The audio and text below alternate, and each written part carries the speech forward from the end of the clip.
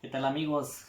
Los saluda nuevamente su servidor Carlos Ramírez desde la ciudad de Oaxaca, de Juárez, Oaxaca, y esta vez para compartir un poquito más sobre el tema que estamos tratando de la cápsula anterior para darle seguimiento.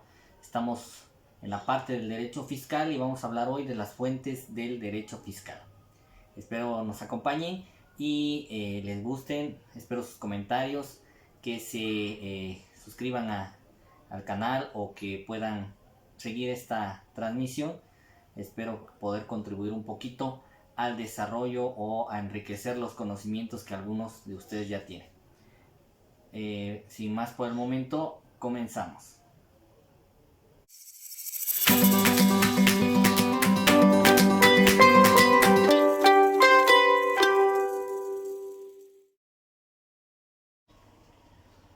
Pues bueno, para iniciar con las fuentes del derecho, la fuente es aquel nacimiento, aquel origen que va a tener el derecho, y la doctrina para efectos del derecho general nos reconoce tres fuentes, que son las formales, las reales e históricas, que sería nuestra primer clasificación, ¿sí?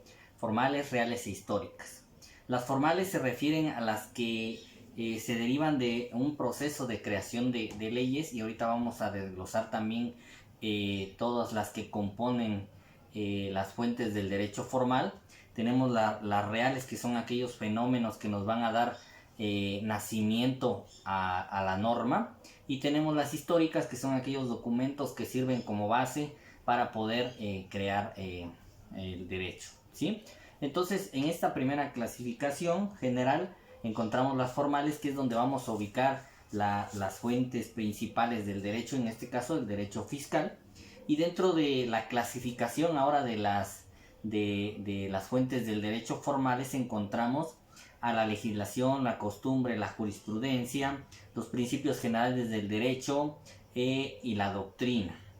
Y vamos a ver algunas otras derivaciones que nos van a ayudar a entender estas fuentes del derecho formales, como es el decreto ley, como es el decreto legado, el reglamento, las circulares, los tratados internacionales, los convenios de coordinación fiscal. Y pues vamos a empezar con el primero, ya que bueno, va a ser una cápsula un poco corta para poder abordar lo más que podamos, y siempre con la intención de, como les comentaba, de colaborar con el desarrollo de su conocimiento. Empezamos entonces con la ley. ¿La ley qué es? La ley se ha definido como la norma jurídica que emana del poder público debidamente facultado para ello. ¿Qué poder? El poder legislativo. Aquí quiero hacer un paréntesis, un comentario de la división de poderes que tenemos en México, el poder ejecutivo, legislativo y judicial, que los conocemos así y así nos los han enseñado, a reserva de que cada quien, como les comento, tiene sus propios criterios. Este poder en realidad solamente es uno, es el poder supremo, que para su ejercicio se divide en estos tres, ¿sí?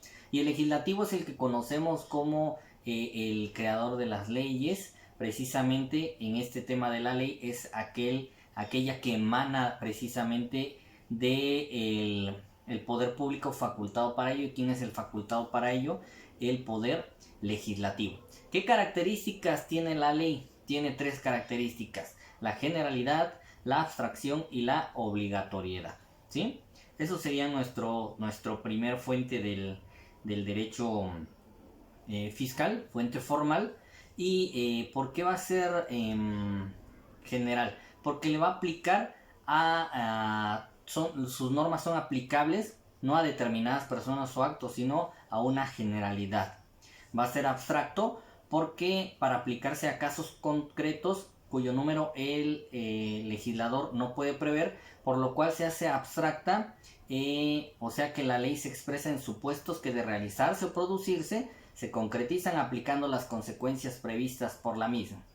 Caso de ejemplo, lo que nos manifiesta el artículo 6 del Código Fiscal de la Federación, que cuando ocurre una situación jurídica o de hecho prevista en la norma, va a ocurrir lo que llamamos causación de las contribuciones en ese ejemplo. Y debe ser obligatoria, dice, y sancionada por la fuerza que administra el Estado. ¿sí? ¿Por qué se considera que la ley es una fuente formal del derecho? Si recordamos, y todos los que hemos estudiado teoría de las contribuciones, lo primero que nos mencionan nuestros maestros o que podemos estudiar es el artículo 31 en su fracción cuarta de la Constitución Política de los Estados Unidos Mexicanos, y de ahí emana lo que llamamos principios constitucionales. También ya viene un poquito más adelante ese tema, principios constitucionales de las contribuciones, y viene a colación esto que es el principio de legalidad. ¿A qué se refiere el principio de legalidad? Donde menciona el artículo 31, y para hacer referencia vamos a verlo un poquito, que dice que es obligación de los mexicanos contribuir para los gastos públicos, así de la federación como de los estados, de la Ciudad de México, de los municipios en que residan, de la manera proporcional y equitativa. Y aquí viene el punto que estamos tratando, que dispongan las leyes. Entonces, la ley como tal es una fuente formal de derecho fiscal. Es una fuente formal del derecho en general, pero es aplicable para efectos de nuestro derecho fiscal. Viene una derivación que es el decreto ley, ¿sí? Y el decreto ley, ¿a qué se refiere? Vamos a entrar al estudio del decreto ley y del siguiente que va muy relacionado, que es el decreto delegado. Son dos figuras que están contempladas en la Constitución, ¿sí? Primero vamos a estudiar el artículo 49 de la Constitución, donde viene como tal el título tercero, capítulo 1 de la división de poderes. Y viene lo que les comentaba hace rato, el supremo poder de la federación. O sea, ¿qué quiere decir? Que existe un supremo poder. Entonces, ¿cuántos poderes tenemos en México como tal? Tenemos un supremo poder. Y viene algo importante en la Constitución. Se divide para su ejercicio. ¿Para qué efectos estoy dividiendo el supremo poder? Para efectos del ejercicio. El ejercicio del Estado o del poder que ejerce el Estado. Se divide para su ejercicio en tres, que son los que todo mundo conocemos: ejecutivo, legislativo y judicial, ¿sí? Y el legislativo, que es el que nos ocupa, el artículo 50 dice: el poder legislativo de los Estados Unidos mexicanos se deposita en un Congreso General que se divide en dos cámaras, una de diputados y otra de senadores, ¿sí? Entonces, el artículo 49 también nos menciona: no podrán reunirse dos o más de estos poderes en una sola persona o corporación, ni depositarse el legislativo en un individuo, salvo el caso de facultades extraordinarias al Ejecutivo de la Unión, conforme a lo dispuesto en el artículo 29. Entonces, el artículo 29 es el fundamento de lo que llamamos decreto ley. ¿Y qué es el artículo 29? Vamos a ver. Este artículo 49 nos dijo cuando el legislativo se puede depositar en un individuo. ¿Cuándo? Dice: salvo el caso de facultades extraordinarias al Ejecutivo de la Unión, conforme a lo dispuesto en el artículo 29. Y el artículo 29 de la Constitución habla sobre los casos de invasión, perturbación grave de la paz pública o de cualquier otro que ponga a la sociedad en grave peligro o conflicto. Solamente el presidente de los Estados Unidos mexicanos, con la aprobación del Congreso de la Unión o de la Comisión Permanente, cuando aquel no estuviera reunido, podrá restringir o suspender en todo el país o el lugar determinado el ejercicio de los derechos y las garantías que fuesen obstáculo para hacer frente rápida y fácilmente a la situación. Entonces, a esto se le conoce como decreto ley, ¿sí? ¿Por qué? Porque es una excepción, una salvedad que menciona el artículo 49 en relación con el artículo 29. Pero también este artículo 49, si nos regresamos ahí, nos menciona otro artículo que no es como tal decreto ley. Artículo 49. Conforme a lo dispuesto en el artículo 29. En ningún otro caso, salvo lo dispuesto en el segundo párrafo del artículo 131, se otorgarán facultades extraordinarias para legislar. ¿Cuándo va a poder legislar el Ejecutivo? Si la legislación es estrictamente del legislativo. Pero hay excepciones, y esa excepción la encontramos en el artículo 131 en su segundo párrafo. A eso se le va a llamar decreto delegado. ¿Por qué? Porque es una delegación que le hace la propia Constitución de las facultades del legislativo al Ejecutivo. Y vamos a ver qué dice este artículo 131.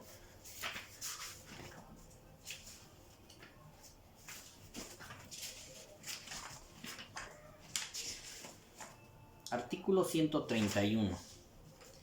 Es facultad privativa de la Federación gravar las mercancías que se importen o exporten o que pasen de tránsito por el territorio nacional, así como reglamentar en todo tiempo y aún prohibir por motivos de seguridad o de policía la circulación en el interior de la República de toda clase de efectos, cualquiera que sea su procedencia. Vamos con el párrafo segundo.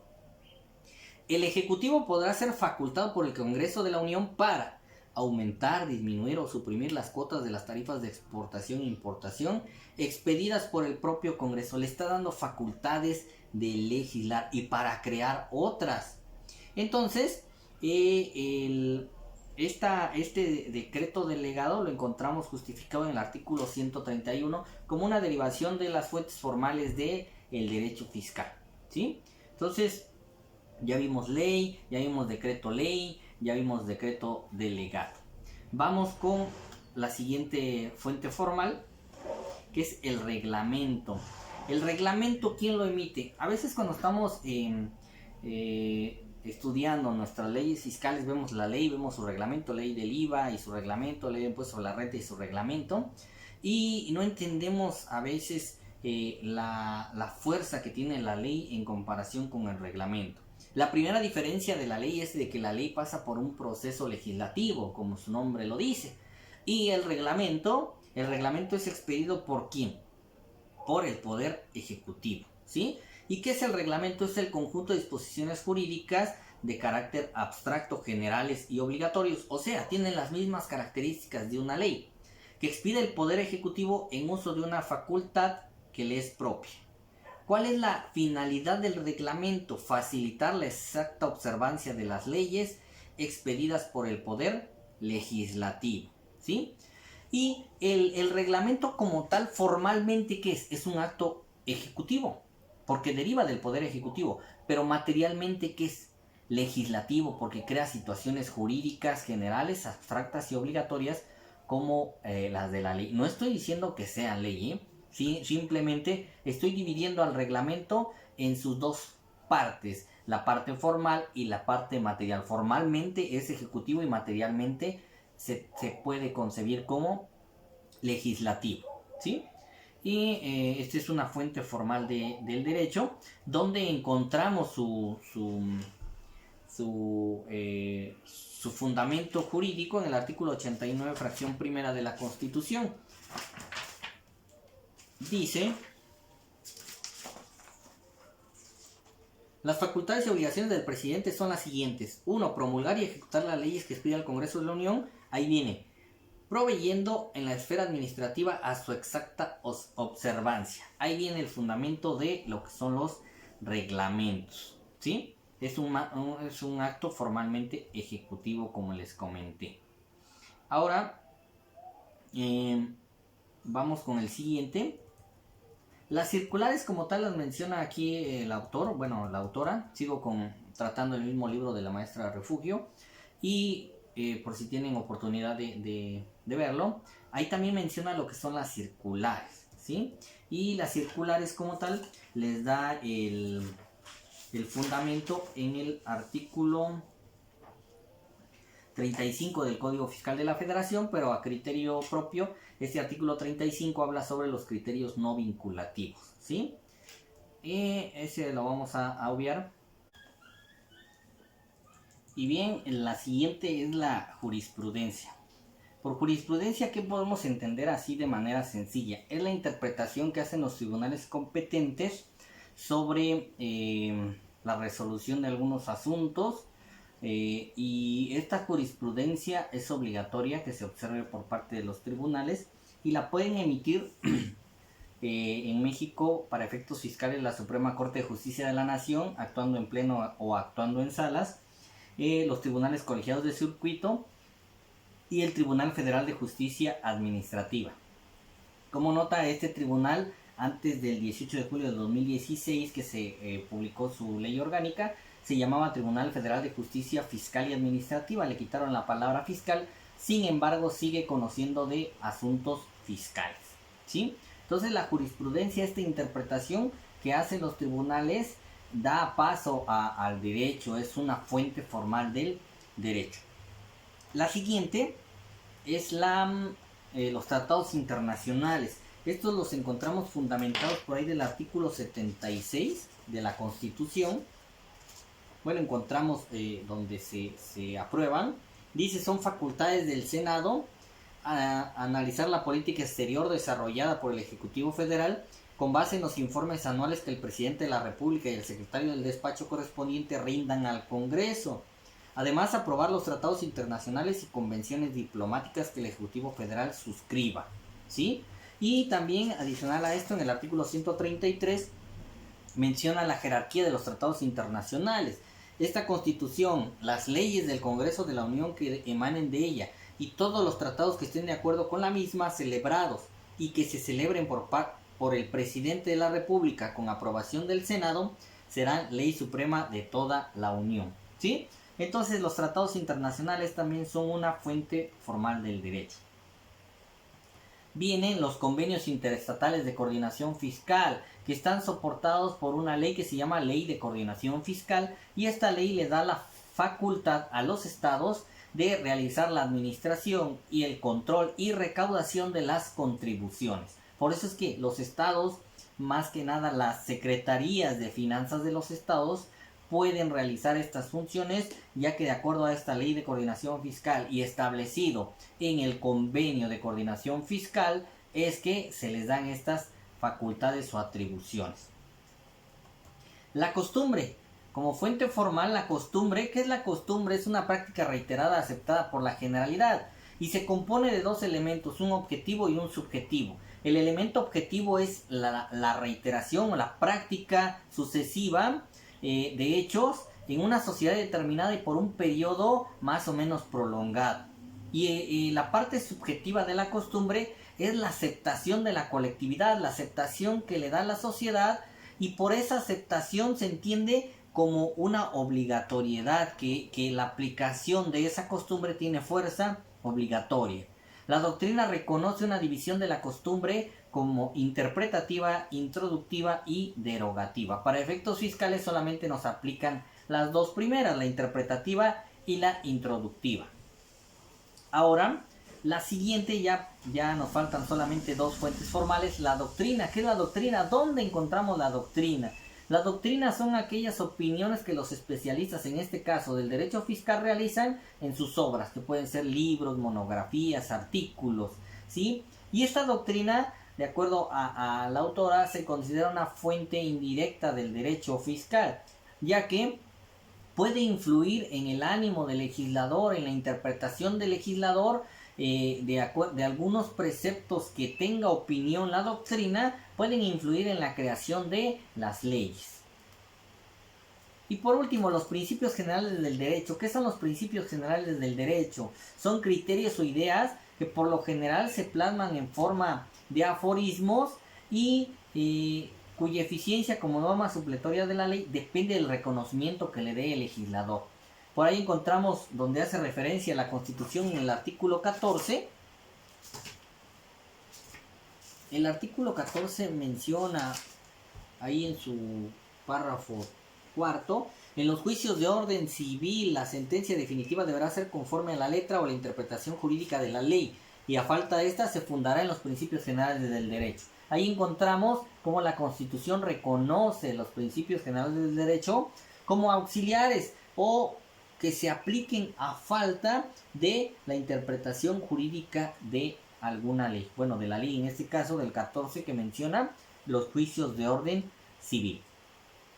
Entonces, espero que pues fue un poco rápido de manera general, se pueda ir abundando un poco más en esta clasificación de las fuentes del derecho, como vimos formales, reales, históricas, y analizamos un poco de las formales. De manera rápida, como les comenté, la intención de estas cápsulas no es hacerlas muy prolongadas, sino darles información general que a ustedes les sirva para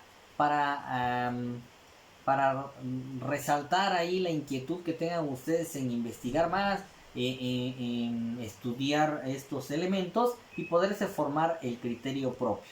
Siempre es bueno escuchar a las demás personas, pero hay que formarse nuestros propios criterios. Quedo a sus órdenes, espero que me sigan en los demás videos que podamos subir sobre otras materias, contabilidad, seguridad social, laboral. Vamos a continuar con el derecho fiscal y poco a poco ir enriqueciendo nuestro contenido. Les agradezco la atención, quedo a sus órdenes y nos vemos en la próxima.